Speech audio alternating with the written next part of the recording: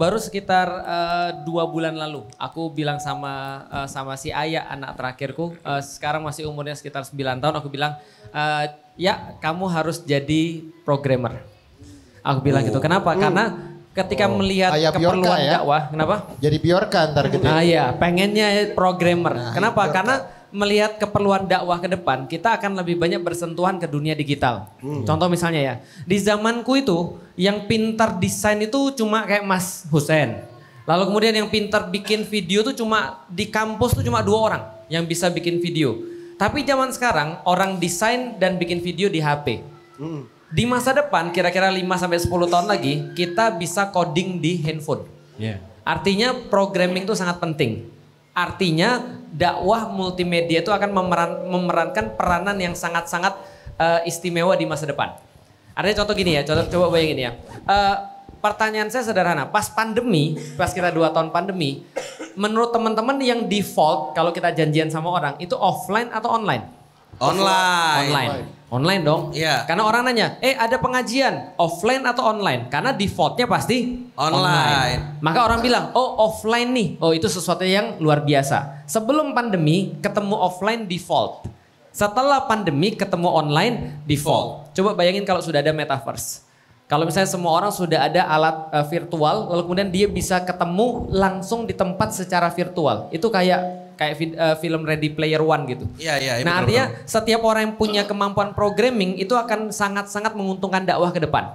Termasuk visual grafis, yaitu adalah animasi. Maka kalau tadi Mas Fahri tadi berkarya di dunia animasi, saya tuh bertanya pada orang-orang semua itu adalah kita ini sekarang ngelawan sesuatu yang sangat besar. Betul, Tat. Contoh misalnya kayak Marvel, aku sering kali bilang sama Fuad, kita tuh tiap kali ngelihat Comic Con gitu kan ya, betul. itu kayak putus asa. Marvel sekarang sudah phase berapa? Phase 5. Marvel sudah phase 5, yang lain, phase 4-nya kapan? gitu kan. Iya. Phase 4-nya berakhir kemarin ketika Doctor Strange and the Madness of Multiverse. Madness of Multiverse benar. Iya benar, Madness of Multiverse. Iya betul. Nah itu berakhir di situ And phase the 4. Multiverse Madness. And the Multiverse Madness. Iya. Nah jadi artinya itu udah berakhir di situ. Ini phase 5. Nah yang perlu saya kasih tahu adalah Marvel itu memulai dakwahnya dari Iron Man itu sampai ke phase 4 dia masuk pada tahapan para sahabat. Kalau hitungan Islam tuh cerita para sahabat. Ini mulai dari phase 4 sama phase 5 dia masuk pada tahapan kenabian. Mulai dari Eternals itu sudah masuk tahapan kenabian. Nanti dia akan masuk ke tahapan ketuhanan. Betul. Artinya dia berusaha untuk mengganti pemahaman orang-orang setidaknya di barat tentang bagaimana cara melihat agama dan dunia. Nah, ini penting banget. Cuman kalau kita mikirin bahwasannya dia bikin animasi, kita bikin animasi, ini juga agak sulit. Kenapa? Itu kayak Daud lawan Goliat tapi sama-sama pakai pedang. Paham gak sih maksud saya? Nah artinya kalau kita melawan sesuatu yang lebih besar, berarti kita harus punya sesuatu yang lebih, kata orang gini, kamu boleh salah pilih lawan, tapi jangan pernah salah pilih senjata. Pertanyaannya senjata kita untuk melawan itu apa? Kan gitu kan ya? Kemarin saya ketemu jawabannya. Kalau kita pakai senjata yang sama belum tentu menang ya? Pasti kalah. Pasti kalah ya? Kalau kita pakai senjata yang sama pasti kalah. Maka harus ada modifikasi. Harus ada modifikasi. Kemarin itu ketika saya nonton satu film dia bilang gini. Orang kira ketika orang tuh mau ngehack orang, yang paling lemah adalah aplikasi. Yang paling lemah adalah database, server. Padahal bukan itu. Yang paling lemah di antara database dan server adalah user. Dan itu yang dilakukan oleh Rasulullah. Rasul adalah orang yang memperbaiki user. Jadi user ini yang diubah sehingga apapun yang ada di tangannya user ini menjadi senjata yang sangat luar biasa.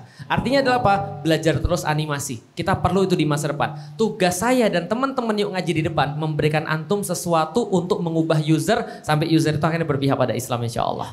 Jadi jangan berhenti. Luar biasa. Tepuk tangan dong. Itu kemampuan dan skill yang sangat kita perlukan ke depan. Betul. Aku dengar Fahri ini. Apa? Fahri. Ingat sesuatu. Apa tuh? Ingat keyboard.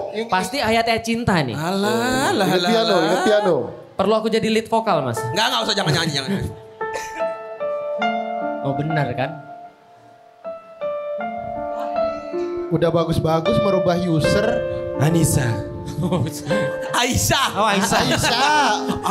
Aku tadi merasa ada yang salah tadi apa gitu ya. Enggak, maksudnya itu tadi bahwa cinta kita pada Pekerjaan. metaverse, pada Animasi. itu harus dibarengi dengan ayat-ayat dari Oh alah, mau bilang itu doang loh. Sebuah pesan yang sangat membagongkan ya. Iya.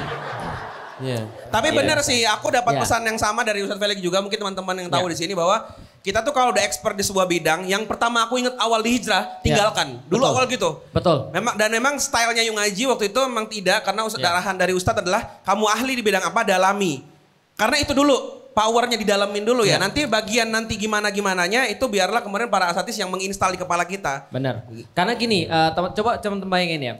Khalid bin Walid itu terkenal bunuhin para sahabat, betul? Ya, Dia dulu. menang pada saat perang Uhud dengan strategi Melawan dia. Rasulullah pada itu. Tapi ketika Rasulullah kemudian mengalahkan beliau ketika Futuh Makkah, itu maka dia menyerahkan pedangnya, literally. Ya Rasulullah, dengan pedang ini aku membunuhi kaum muslimin, ini aku serahkan pedangku kepadamu. Ini ibarat menyerahkan diri. Pedangnya ini yang sudah menjadi keahliannya diserahin. Resign dari hobi dan passion dan apa yang tadi. Apakah Rasul bilang, oke, jangan pernah bunuhin orang lagi ya? Atau Khalidnya bilang, sekarang saya mau fokus untuk menghafalkan Quran aja. Iya. Enggak, tapi Rasul menyerahkan balik pedang itu. Dengan skill ini pula engkau akan membela kaum muslimin. Luar Jadi skillnya tuh gak pernah biasa. salah. Masya Allah. Tapi untuk apa digunakan? Nah itulah namanya hacking usernya. Oh. Jadi usernya yang dihack jadi baik. Mungkin- Apps-nya dan servernya gak ada masalah. Mungkin kalau sederhanain gini ya. Kemenangan mereka itu adalah karena usernya mau. Bener. Mereka bisa bangun peradaban, mereka bisa bangun gedung tinggi, mereka bahkan bisa bangun metaverse. Tapi kalau kita nggak mau terus gimana? Betul. Nah masalahnya yang sekarang terjadi kita mau. Benar. Padahal kalau misalkan dipikir ya, besok tiba-tiba se-Indonesia muslimnya udah lagi nggak mau pakai uang kertas misalnya. Ya. Lah terus mau apa daya? Kecuali kemudian akhirnya kembali kepada apa yang Rasulullah tuntunkan misalnya. Ya. Cuma kan masalahnya kan kita masih terberdaya. Ya. Kita masih kemudian terus mengikuti apa yang mereka sajiin. Maka tugas dakwah itu ngehack user. Pemikiran. Nah lewatnya jalannya bisa macam-macam termasuk skill aplikasi dan Ya. animasi dan Iya, lain-lain. benar. Liberation of mind before liberation of everything. Iya. Jadi bangkitnya pemikiran tuh lebih penting daripada yang lain. Nah jadi tetaplah dengan skill, insya Allah nanti kita akan lengkapi dengan kajian-kajian untuk tadi, usernya tadi. Luar biasa. Luar biasa. Tepuk tangan dong. Masya Allah. Ya. Iya, soalnya kalau cerita tentang hijrah, Iya. aku sama Fuad juga anak hijrah ya Iya. Tat. Kadang kalau lagi belajar Islam pas baru hijrah itu, pengennya kayak meninggalkan semua hanya Semua untuk lah. Islam. Kita jual-jualin, kita Iya, kemudian misalnya aku bakar-bakarin. jago animasi tadi akan aku tinggalkan karena ini tidak Iya. Islami. Pikir kita gitu Tat. Fuad disuruh ngumpulin seluruh barang-barang Korea, disuruh bakar. Iya, Iya, aku dulu kayak sampai gitu. aku jualin gitar-gitarku semua segala macam gitu. Konsol-konsolku karena ngerasa ini tidak penting. Padahal bisa jadi dari skill itulah kita bisa menyebarkan Islam, mendakwahkan Iya, Islam. karena gini, nafsu dan tindak nafsu itu ditentukan oleh ilmu, bukan ditentukan oleh perasaan kita. Nah. Kayaknya kita kalau kayak begini nih adalah sesuatu yang buruk, makanya kita kemudian menjauhi. Padahal belum tentu itu buruk.